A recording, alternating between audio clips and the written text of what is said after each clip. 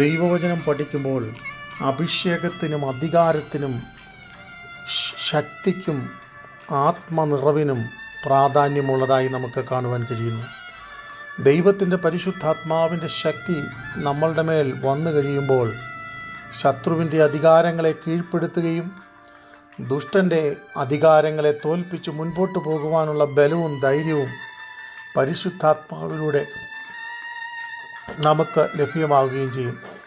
അപ്പോൾ പൗലോസ് എന്ന പേരുള്ള ശൗൽ പരിശുദ്ധാത്മാവ് പൂർണ്ണവാനായി അവനെ ഉറ്റുനോക്കി. ദുഷ്ടൻ്റെ അധികാരങ്ങളെ, പൈശാചിക മണ്ഡലങ്ങളെ കീഴടക്കത്തക്കവണ്ണം ആത്മീയ അധികാരത്തോടെ സംസാരിച്ചു. അതെ, പുതിയ നിയമത്തിൽ മത്തായിയുടെ സുവിശേഷം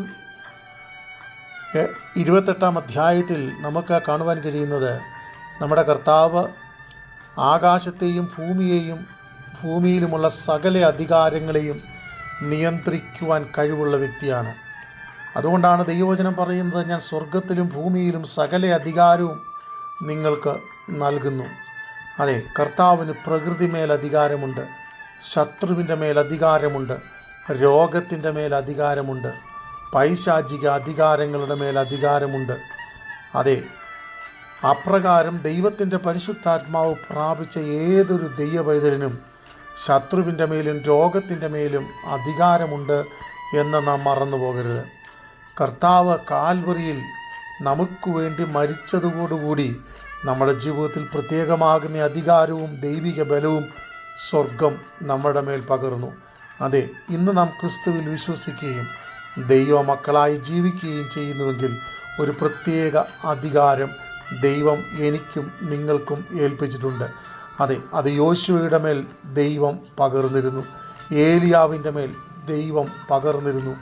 ഏലിയാവിൻ്റെ ചരിത്രം പഠിക്കുമ്പോൾ നമുക്ക് കാണുവാൻ കഴിയുന്നത്, മഴ പെയ്യാതിരിക്കേണ്ടതിന് ആകാശത്തെ അടയ്ക്കുവാൻ ദൈവം അവൻ്റെ മേൽ അധികാരം കൊടുത്തു.